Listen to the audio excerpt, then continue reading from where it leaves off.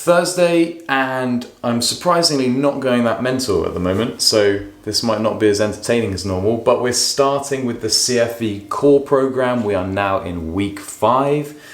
Now, we've progressively been increasing the volume, and it has been quite challenging, and that's the beauty of the program. We're progressing you guys along, and it's still going to feel challenging, but I'm really excited when we do test in 3 weeks time or retest the workout we did in week 1. I think you will really shock yourselves at how much better your core strength has become in just a short space of time, only doing one core specific workout a week. Obviously, when we compound lift and do all sorts of other functional movements in the gym, we're working the core, but when we look at it in an overview, we're calling this our core workout, but I think you'll really surprise yourselves at how much you've progressed. So this one is also quite challenging. You've got a lot of volume of V-ups and then also some isometric work in the form of a plank. All right, you'll be able to see on Wodify what that looks like.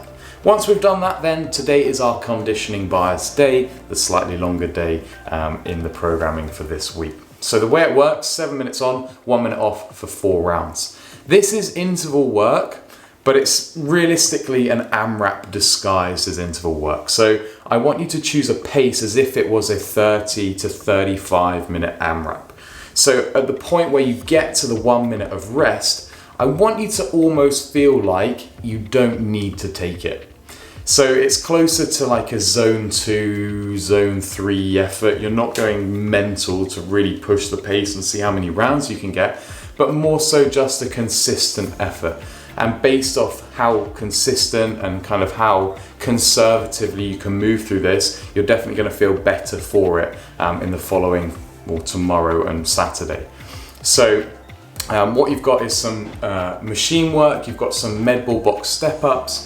Just be sensible with that because tomorrow is going to be our lower push day. So if you want to hit the back squat waves in tomorrow's program with good intensity, don't go wild with the weight you choose on the med ball. And you can also choose not to use a weight.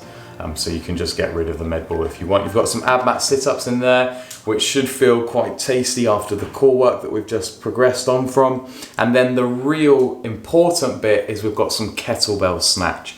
Now this week, I feel like we've just had a theme of me trying to predict open workout movements.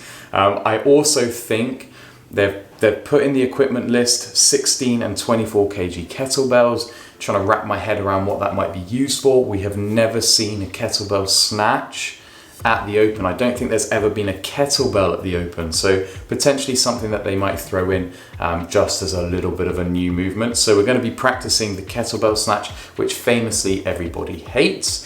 But typically everyone hates it because we don't do it quite right so that it slaps your forearms, all right? So hopefully we'll get an opportunity to practice that, refine the movement, make sure we do it correctly, and start to form a relationship or a bond with the kettlebell snatch. Because once it's done right, it's a really fun movement, it's really satisfying, but that's what we're doing for today, the long day essentially.